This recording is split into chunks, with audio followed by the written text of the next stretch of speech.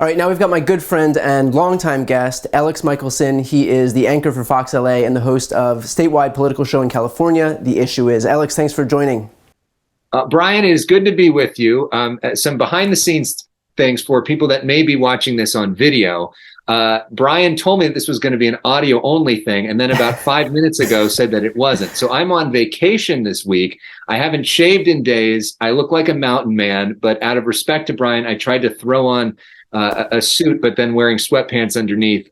So I'm kind of a mess. I hope you like the new look. I'll be back to the other look the next time we talk, but it's a different version as we wrap up the year. Yeah, well, join the club when it comes to suit on the top, sweatpants on the bottom. So, so let's start here with kind of a crazy one, and that is George Santos, this Republican who's been caught lying about everything. Everything. Do you realize how much you have to lie for people to notice in 2022 after 4 years of Donald Trump? So I guess the question here is, do you think he'll be seated, and why is your answer yes? Because so much of what happens today is about power. I mean, I think if the Republicans had a 50-seat margin, they could afford to dump him and chalk it up and whatever. But when the margin is this close and Kevin McCarthy needs every vote and all the rest of it, they're going to try to hold on to it. For the same reason that there were people in Georgia that were admitting that Herschel Walker was not particularly be a great senator or especially well qualified, but they just wanted the power and they wanted the R. So I think in our tribal political world, that probably means more than being a complete liar and fraud in just about every aspect of your life. Yeah, there are a few Republicans who've come out and I guess kind of not necessarily called for him not to be seated, but just kind of expressed their disdain for him. And my take on it is that they're not actually mad he lied. They're just mad that he got caught. They're mad that George Santos is such an obvious caricature of all the things that they're accused of being in the Republican Party, which is, liars, cheats, thieves, kind of sociopathic. And so, he's not an aberration within that party. He's the rule, and they don't like that he makes it so easy for the rest of us to kind of see exactly who they are. And he's taking a lot of attention away from what should be a triumphant moment for Republicans who have wanted to win back the House, obviously, for a while and worked hard for it. Obviously, they wanted to have much bigger margins than they did, but still taking over the House is a big deal. And this is an unnecessary distraction from a really ugly leadership fight for Kevin McCarthy, which is another distraction from Republicans taking over the House. But one point that I think is important on the George Santos thing, and this is me as a journalist, I think it's a reminder how important it is to support local journalism. And for viewers that are like, well, why didn't we know about this earlier? Or what more could we have done? Or things like that. It's important to support not only the New York Times, but the local papers on the ground that are looking into this sort of thing. And by supporting, we don't only mean clicking on an article, but subscribing, because journalism, investigative journalism especially, is expensive and resource intensive. And if there aren't people that are willing to help fund that, a lot of these sort of George Santos situations will repeat themselves over and over again when people aren't looking that closely. Yeah, couldn't have perfectly put. So let's switch over into what I think is going to be the biggest story of 2023, and that is, do you think that the special counsel will indict Donald Trump? That's the question I'm asked more than any other question. I'm assuming that you've been asked the same question 1 or 2 times yourself. So what do you think on this? I don't know. What do you think? What's your answer to the question? Well, my answer to the question is yes. I do. I don't think that he has the political cover that he's had in the past by virtue of being president. I think that the evidence against him is so aggressively overwhelming that it would be difficult for him not to be. I don't even see how there's an out. I don't see how he has any plausible deniability on anything. I mean, so many of these cases, are just so beyond airtight. I mean, with the Mar-a-Lago documents case, there were classified documents in Mar-a-Lago. We know that nobody, that he said the GSA packed them. We know that they didn't pack them. We know that that he had his lawyers on counsel for himself sign that there were no documents there when there were. I mean, just every element of this case just makes it so airtight. And on the January 6th stuff, I mean, we had the January 6th committee, which was composed not just of Democrats and Republicans, but the interview guests were almost entirely Republicans who just rained down an avalanche of evidence against Donald Trump, irrefutable evidence against Donald Trump, that he knew what was happening, that he knew the truth about there being no fraud in the election, and that he pushed all of this bullshit anyway,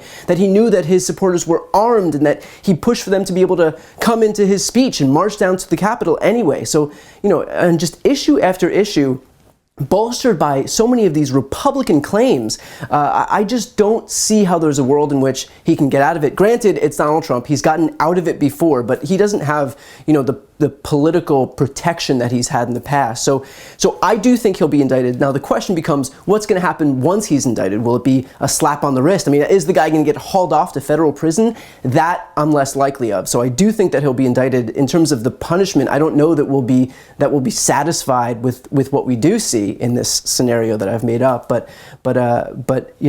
that remains to be seen. So now, what do you think? If we were filming a TV segment, that rant would have been the entire segment. So I appreciate the depth there. Yeah. I think that, look, I think one thing Democrats should have learned from the Mueller experience, when everybody was like, it's Mueller time, and right, expecting everything to go, and that he was going to be this superhero that was going to come down and it was all going to blow up for Trump, is to maybe lower your expectations when it comes to DOJ and some of what happens there. And so I think we don't know. Now, here's the thing to me on the Trump front, is that it's not just one case, right? I mean, he's being hit from all different angles. You got the situation in Georgia.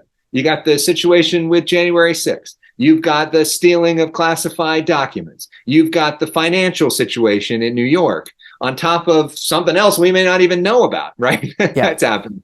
And so the chances that one of those 4 or 5, which all seem pretty bad for him, one of them results in some sort of indictment, to me seems pretty high. Will that make people that like Donald Trump like him less? It might make them like him more, because his whole strategy is spinning they're against you when they're against me, which is kind of brilliant, the way that he's been able to do that. But there does seem to be a growing movement of Republicans who don't want Donald Trump to be the nominee because they want themselves to be the nominee, who are increasingly tired of that. And he seems to get a little bit less leeway there.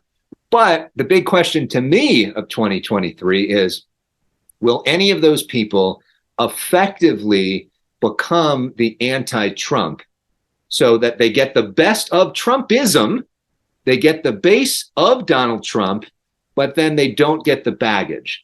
There's a lot of hope that that's going to be Ron DeSantis. That's what a lot of people think Ron DeSantis is going to do. He hasn't done it yet. And he hasn't really even taken a swing at that yet. Right. And unless somebody can effectively do that, Donald Trump will be the nominee again. But there is an opening now in a way that there wasn't a few years ago, and some space for somebody to do that. Which, Alex, is the perfect segue into the last question that I have here, which is, who do you think are going to be the 2024 presidential nominees for each party? I mean, look, this is prediction time right here. So we're going to play this back at some point. I learned that predictions are stupid years ago, so I don't like to make predictions. I will say the odds at this point are that the nominees will be Joe Biden and Donald Trump. They have the easiest path to their respective nominations. Joe Biden, if he runs, and by all indications from what I hear from my reporting is that he is, will probably not be challenged by anybody who is a serious contender, and he will most likely win the nomination. And Donald Trump, for all the reasons I just laid out, still has the best chance because of the way that Republicans nominate. Remember, Republican system is winner take all, not proportional representation. I think we talked about this the last time I was on the podcast, but if somebody wasn't listening to that, basically when the Democrats have a primary, say in our state of California, and if Bernie Sanders wins 47% and Hillary Clinton wins 42%, Bernie Sanders gets 47% of the delegates, Hillary Clinton gets 42%. In California and in all the states, Republicans do winner-take-all primaries, which means if Donald Trump gets 47% and Ron DeSantis gets 42%, Donald Trump gets 100% of the delegates, which makes it much harder for there to be a contested convention. So even if he's winning, the most among a small group, if there's a bunch of people splitting it up, Donald Trump still wins. So the rules right now are advantageous for Donald Trump. That being said, the honest answer is we have no idea. We have never gone into a year with this much uncertainty on who the nominees are going to be ever. And that's what makes our jobs really exciting, and means that people got to tune in every week to your show to watch this whole thing play out. That's it. What do you think? I agree. I mean, I've said it before. I think that at this point, all of the possible Democratic nominees have basically lined up behind Joe Biden, which is, by the way, the smart thing to do. He's got the power of the incumbency. He's already shown that he can win, and he's got a successful first 2 years under his belt, successful by any measure. As far as Donald Trump is concerned, I think that, and I've said this to you as well, but there's a lot of granting Ron DeSantis the heir apparency on the right, but Ron DeSantis himself doesn't seem to have any appetite to actually take a swing at Donald Trump. And until he does, because we all know that Trump is going to go full scorched earth and leave no stone unturned and just try to completely destroy whoever goes up against him, until DeSantis does do that, I have no reason to believe that it'll be anybody else. I mean, Donald Trump's the one who's going to fight until the bitter end, and if nobody is showing any appetite right now to fight at all, then I have to assume, at least with the information that we have in front of us, that it's going to be Donald Trump. And that's not to say that things can change, especially as these investigations and potential indictments continue to bear down on him. But for right now, just looking at the tea leaves, it looks like it's going to be Biden-Trump in 2024. That being said, the Republican strategists have not exactly been impressed by the first few weeks of the Trump 2024 campaign, with a campaign launch announcement with people literally being locked inside because they're trying to walk out the door because they were so bored. After that, no announcements since, has not done a single rally since then. And then he does a campaign ad for buying Trump NFTs where he imposed his body on superheroes to make himself look thinner. So, I mean, that's not exactly the typical campaign that you see that shows momentum. You don't remember, back in the day, the Abraham Lincoln NFT. So we'll see how all that plays, or people care about that. But I think there were a lot of people, even Republicans that liked Trump, that were like, when they saw that, was not exactly a sign of strength. Yeah, I don't know that I would call that the sign of a healthy campaign when your first major announcement after announcing your candidacy is to buy $99 pictures of him standing on the moon. So with that said, Alex, last year we started what I think will be a really cool tradition, and that is for me to give the reins over to you and just kind of talk about some personal stuff and some career stuff that we've experienced the last year and what we're looking forward to next year. So you're an interviewer on your show, so okay. I'll give the reins up to you here. Well, but we'll do a couple generic things and then we can get more into the show. But who do you think was the biggest political winner of 2022? I would say the biggest political winner has to be Joe Biden. He's and this isn't just me like as a Democrat. This is, It isn't? This is somebody who has not only defied the odds to beat Donald Trump to get into office in the first place, but if you look at the number of judges he's gotten confirmed, if you look at the legislation that he's been able to pass, objectively by any measure, one of the most successful Congresses and presidencies as far as legislation is concerned in modern American history, from the American Rescue Plan to the CHIPS Act, the PACT Act, the gun safety legislation, the Inflation Reduction Act. eliminating student loan debt, which is right now being contested by Republicans in court. But on issue after issue after issue, Joe Biden's been able to move his agenda forward, to advance his agenda that he ran on. There are a few notable exceptions, like we have no Voting Rights Act, and we weren't able to eliminate the filibuster to get there. But by and large, he's been able to pass everything that he ran on passing, and even the big crutches that he was contending with, which were inflation and high gas prices. Gas is down to, the most common gas price in the United States is $2.99 right now. Inflation is down to, I believe the most recent inflation numbers were 0.2% for the last month, which was, I think, November. So that annualized, that's barely any inflation at all. So both of those troubling numbers have gone down, aren't really an issue for him to contend with, and so also this most recent midterm cycle. I mean, what we would normally think is a referendum on an unpopular president contending with high inflation, high gas prices, and a low approval rating, instead turned into this major victory for the party in power, and Joe Biden's atop that party. All right, if we're turning this into my show, we're going to be more concise. Okay, yeah. Rapid fire. Okay. Answer is Joe Biden. Okay. I would say the political winner of the year was Ron DeSantis, because Donald Trump is weakened, most definitely. He had a big win in Florida. He's grown into a big national base for him. He looks like the knight, coming in on the horse to potentially save the Republican Party. He's got a long way to go to actually be that, but he is best positioned of anybody in the Republican Party to take Donald Trump down, and it was undoubtedly a good year for him. Who do you think, Brian, was the biggest political loser of the year? I'm going to guess that we're both on the same page on this one and say that it's Donald Trump, not just because all of his slate of gubernatorial and Secretary of State candidates lost in this midterm election following losses at the hands of Donald Trump in 2018 and 2020, but also he's got a ton of legal issues bearing down on him right now. Yeah. What do you think? Donald Trump is the obvious choice, but as a subset of Donald Trump, one of his candidates who I think was the biggest loser of all was Dr. Mehmet Oz, who came into a state that could have very easily won up against John Fetterman, who literally was having a hard time speaking. And he still lost big. And now he's back home in New Jersey. What do you think was the biggest political story of 2022? I think the biggest political story would have to be Roe being overturned. That's what I think that changed the entire momentum of this midterm cycle. I think that it not only caused all of these, basically all of Americans to come out and be way more likely to vote in this election, but also took what history told us was going to be a gimme election for Republicans and swung it so far in the other direction that kind of it became this complete anomaly that we have no historical precedent for.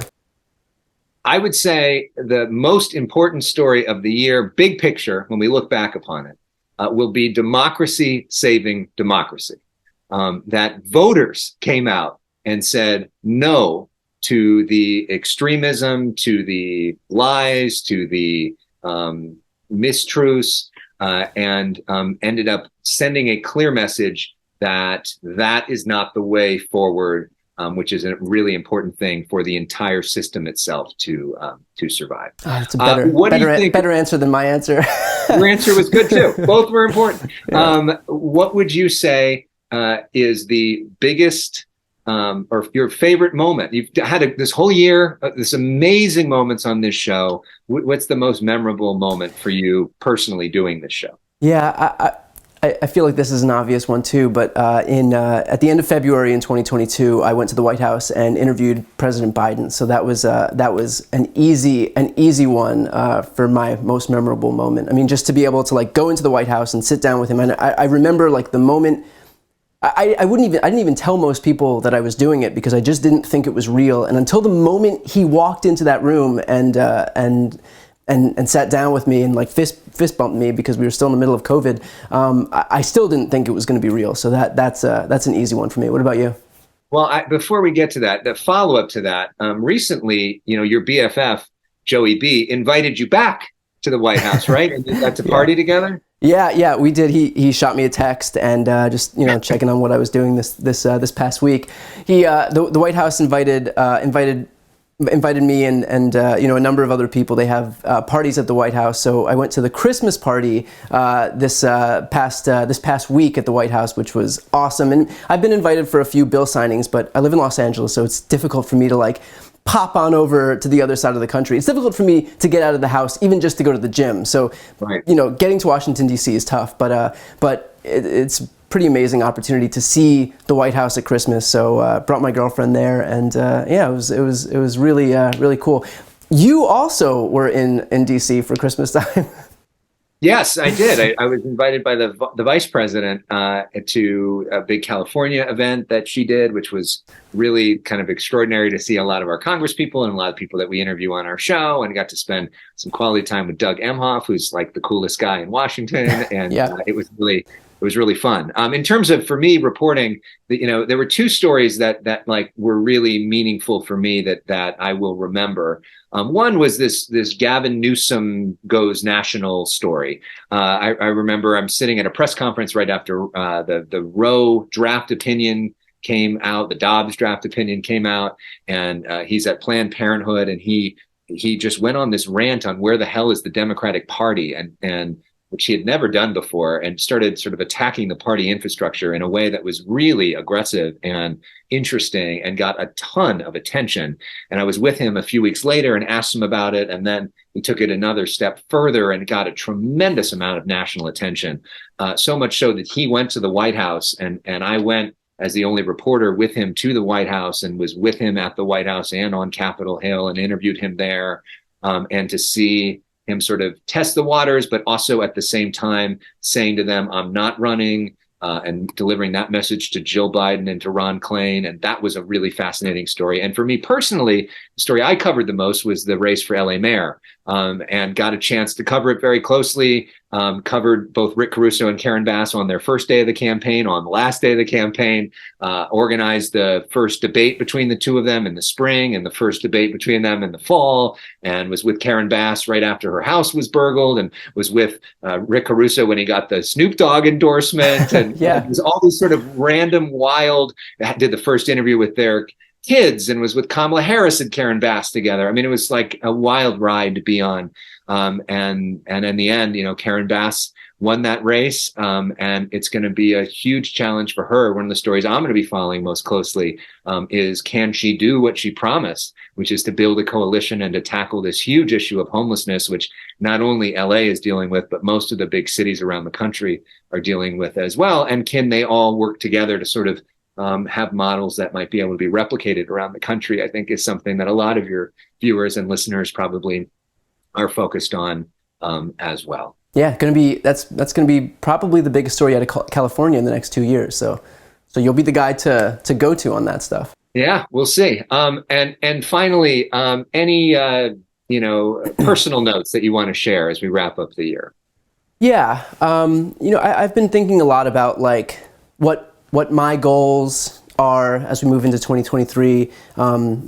In terms of advice I would give to other people, or just goals that I would follow for myself. I would say this, I think it's important to pay attention to this stuff. My job is desperately trying to make sure that people are paying attention, but not to feel like you have to shoulder everything all the time. It's not my job to tell people how to live, and I'm not going to pretend that I have a wealth of life experience that everyone listening and watching doesn't. But the reason right now I'm in New Jersey. I'm in New Jersey longer than I thought I would be, because my grandpa passed away, and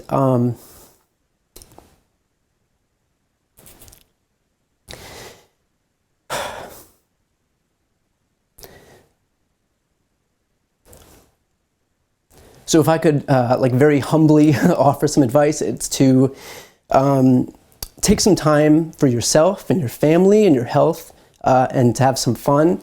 I think that fighting for a better world is a virtuous fight to have, but don't forget that this is our only shot here. You know, like we're only on this planet for a short amount of time. So don't spend too much time on Twitter and YouTube. And I say that as someone who makes a living from YouTube. So you know, if you feel like you're being constantly consumed by this stuff, it's okay to step away.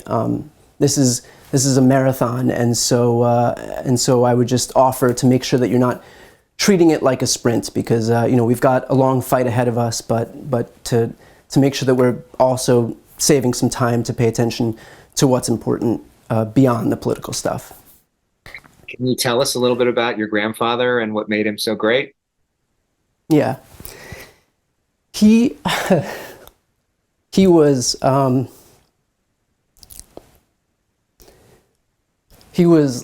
probably the kindest person I know. He was gentle and never raised his voice ever, which I couldn't do for a single day.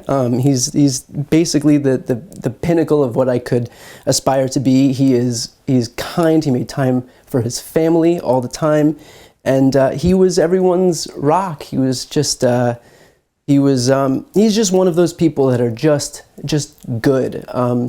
We've talked a lot about how much, you know, how much I love animals and how they show unconditional love, and everybody loves their dogs because it's just love that you get from them, and nothing is ever, you don't have any bad memories associated with our animals, and that's how it is for me with my grandpa. I have not a single memory where he's not smiling or making jokes or just in good spirits, and that was his whole life. And everybody in my family has the exact same story when it comes to him in terms of that stuff. So just someone who only brings positivity. You know, and I say that as someone who traffics in a lot of toxicity on a daily basis. So having someone like that in my life was always just kind of amazing. And so, yeah, I appreciate you asking that.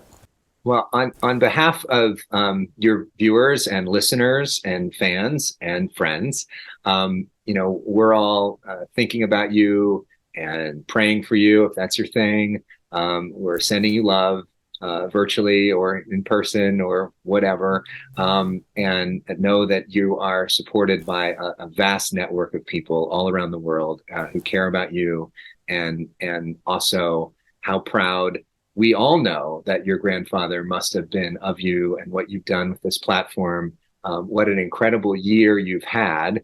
How you've grown this thing is really extraordinary. And as this episode and the episodes in the future can be a tribute to him and his legacy, and he lives on in you. Well, thank you. I appreciate that. And let's end on a high note. And I'll ask that same question of you. What's your personal goal or your advice as we head into 2023? God, well, we're going to end it. We should end on your thing. I mean, how do you stop that? No, I mean, I just think, like, look, I mean, I think with everything you see in politics and everything else, and I think a lot of our culture today, like, authenticity is really important. And when people can be real and be true and be who they are and be comfortable with who they are, and be happy with that, I think that's a really beautiful thing. And I think you see a lot of political success. And with that, look at John Fetterman, you know, somebody who didn't look like everybody else, didn't sound like everybody else, but was really true to who he was. And I think viewers gave him a break on even some of his health challenges because they knew at his core what he was about. They didn't feel that way about Dr. Oz, despite his health. They just didn't feel like he was authentic. And I think to live an authentic and happy life is the goal, personally and professionally, in the year ahead. And I think there's that a lot of people should just be, take a moment to enjoy the view, as they say at the end of that show, which a lot of people don't do every day too. And I think we all are always striving for what's next and don't take a lot of time to appreciate what's happening now, which I certainly am guilty of, but that's my goal, in addition to losing some weight and, all the rest of the other stuff too. Yeah. Well, we'll leave it there. Alex, thank you for taking the reins on this one and for being such a good friend and such a frequent guest on this show. I know that my viewers, listeners love hearing from you. So happy 2023, and we'll talk to you soon. Thank you. And if any of them want to follow me on YouTube, youtube.com/Alex Michelson, that's Alex with an E. You can search for The Issue Is on as a podcast as well. And in all the social platforms. Would love to hear from you, and love to hear if you listen to this episode. That would be especially cool. Thank you very much, Brian. Happy New Year. Happy New Year.